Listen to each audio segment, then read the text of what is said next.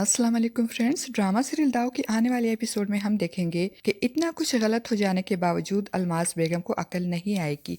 वो एक तरफ तो अपनी बहू नेहा के सर पे सवार होकर उसका जीना हराम कर देगी और औलाद ना होने के ताने दे देकर उसे कहेगी कि तुमने अभी तक मुझे औलाद की खुशखबरी नहीं दी, तुम औलाद पैदा कर ही नहीं सकती क्योंकि तुम बांझ हो, इसलिए मैं आसिम की दूसरी शादी करवाऊंगी। नेहा इनकी मिन्नत समाजत करेगी और कहेगी कि अम्मी आसिम परेशान है, उनकी तबीयत ठीक नहीं है, तबीयत ठीक होगी तो वो मुझे डॉक्टर के पास ले जाएंगे। मगर अलमास बेगम ने तो जैसे मर्दुम आजारी और लोगों की दिल आजारी की कसम उठा रखी है। वो नेहा का दिल चीरते हुए कहेगी कि डॉक्टर के पास जाओगी तो क्या है, क्या डॉक्टर के पास जादू की छड़ी है जिसको घुमाते ही तुम माँ बन जाओगे? तुम मान क्यों नहीं लेती कि तुम बांझ हो और तुम कभी भी माँ नहीं बन सकती? और नेहा बेचारी आंखों में आंसू लिए परेशान सी सूरत बनाकर अलमास बेगम को देखती की देखती ही रह जाएगी। और दूसरी तरफ आसिम अपनी बहन सुम्बुल की खैरियत मालूम करने आलियान के घर जाएगा और सुम्बुल से कहेगा कि तुम परेशान मत हो, मैं खुद ही आलियान से बात करूंगा, उसकी मिन्नत समाजत करूंगा, उससे माफी मांगूंगा कि जो कुछ मेरी माँ ने किया है इसका बदला वो तुमसे ना ले। हो सकता है वो मेरी बात समझ जाए। मगर सुम्बुल कहेगी कि नहीं भाई, आप आलियान से कोई बात नहीं करे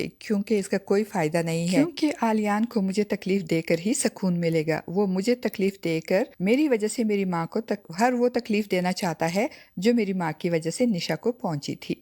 और इधर अंबर एहसन से बदला लेने के लिए बेचैन होगी। उसकी बेचैनी जनून की शक्ल इख्तियार कर लेगी। वो एहसन को ढूंढते ढूंढते उसके घर तक पहुंच जाएगी और एहसन के घर में उसके भाई और भाभी से तकरार करेगी कि एहसन को मेरे हवाले कर दो, या तो आज वो मरेगा मेरे हाथों या मैं मरूंगी। अंबर पे तो जैसे जनून सवार हो जाएगा।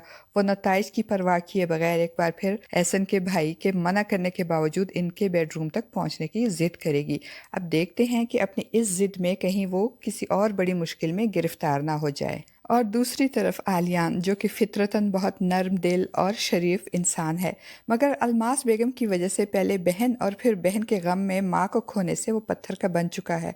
और अब वो हर वो तकलीफ जिससे इसकी बहन निशा गुजरी थी साद की वजह से, वो तमाम तकालीफ सुम्बुल को देगा और अपने दोस्त के ज़रिए से किराए की बाजारी औरत को घर ले आएगा और इसको अपने हाथ से खाना खिलाएगा और उसके नाज नखरे उठाएगा और फिर सुम्बुल को तकलीफ़ देने के लिए वो उसे बेडरूम में लेकर जाएगा, जिसे देखकर सुम्बुल बर्दाश्त नहीं कर पाएगी और रोते हुए आलियान के आगे हाथ जोड़कर कहेगी कि आप मुझे जितनी मर्जी जिस्मानी तकलीफ़ दे, मगर खुदा के लिए मेरी रूह को इस तरह ज़ख्मी ना करे, ये मैं बर्दाश्त नहीं कर पाऊंगी।